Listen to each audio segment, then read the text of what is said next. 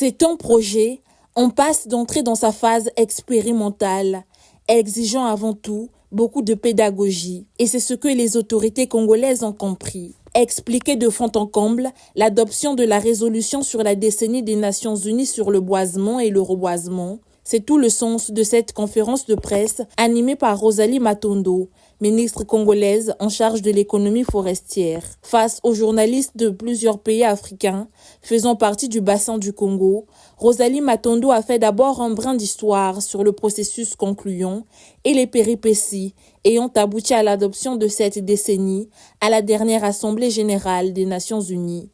Une initiative présentée par la République du Congo à toute l'humanité afin de répondre à l'érosion continue du couvert forestier mondial dont les conséquences se répercutent sur le climat et la biodiversité. En instaurant ce cadre décennal qui entrera en vigueur en 2027, l'Assemblée générale place la préservation et la restauration des forêts au cœur des engagements mondiaux pour un développement résilient et inclusif, en appelant chaque État membre et chaque partenaire à partager les meilleures pratiques, renforcer les capacités locales et contribuer activement au programme de boisement et de reboisement. Au terme de ces 10 années, l'objectif est d'avoir non seulement ralenti le recul des forêts, mais également accru significativement leur superficie et leur résilience au bénéfice des générations présentes et futures. Au niveau du bassin du Congo, nous avons les taux de déforestation des plus faibles. Nous, ce que nous voulons, en regardant la perte des écosystèmes forestiers, les 10 millions d'hectares de forêts que nous perdons dans le monde chaque année, il est temps de prendre déjà l'alternative de créer des forêts artificielles, de créer les forêts afin que nous puissions décliner cette tendance qui va vers la déforestation et la dégradation des écosystèmes. Donc pour nous, nous avons dit haut et fort que ces décennies sont complémentaires. Nous avons la décennie de la restauration pour restaurer les écosystèmes dégradés, mais nous voulons, nous, pour la décennie que nous avons proposée au monde, augmenter les superficies forestières à travers la forestation et le reboisement dans des zones de savane que nous avons dans nos pays. Sur le plan national, Rosalie Matondo a mis en lumière les projets allant dans ce sens en mettant un accent particulier sur le programme national d'afforestation et de reboisement.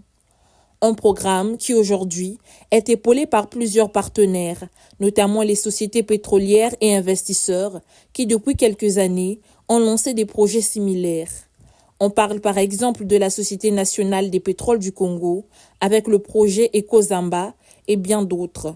Ces projets intègrent plusieurs volets, touchant ainsi les plantations forestières, domaniales et des plantations industrielles. Le Congo s'est engagé dans cette dynamique ensemble avec tous les pays membres de la COMIFAC à harmoniser leurs lois, leurs codes forestiers afin de prendre en compte dans le cadre de la gestion durable des forêts, donc l'aménagement forestier, la certification et l'augmentation des superficies forestières à travers la forestation et le reboisement. Je vais signer plusieurs conventions avec des grandes sociétés qui s'engagent dans la forestation et le reboisement et je veux vous prendre quelques exemples. Vous avez vu ici notre Société nationale du pétrole qui s'est engagée avec 50 000 hectares de plantations forestières et agroforestières avec les espèces d'acacia, d'eucalyptus et puis des arbres fruitiers. Nous avons Total Énergie qui s'est engagé à faire 40 000 hectares dans le cadre de la compensation de leur activité d'exploitation pétrolière. Nous avons Renco qui est une entreprise italienne qui s'est engagée à faire 40 000 hectares. Nous avons également une société autrichienne. Pour faire écho de cette décennie sur le territoire national, le gouvernement annonce le lancement imminent de la conférence itinérante sur la forestation et le reboisement dans tous les départements du pays. Le but, dénicher les potentialités de chaque département, recenser les activités et projets à impulser dans le cadre de cette décennie. Cette initiative de la République du Congo interpelle donc tous les États à se doter des politiques nationales, mais aussi conjointes, liées à la forestation et au reboisement.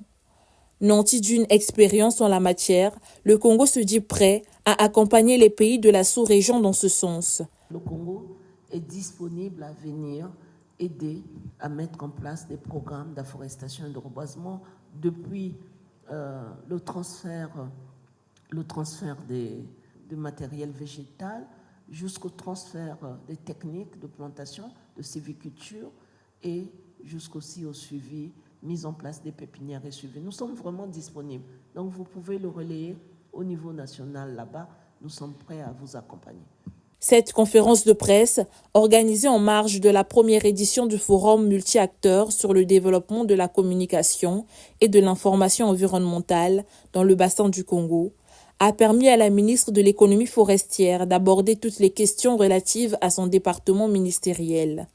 Entre autres, la budgétisation de la communication sur la décennie des Nations Unies sur le boisement et le reboisement, le suivi régulier des projets de plantation forestière, les programmes lancés avec le concours des partenaires techniques et financiers orientés sur la légalité, la traçabilité et la fiscalité des produits dérivés du bois.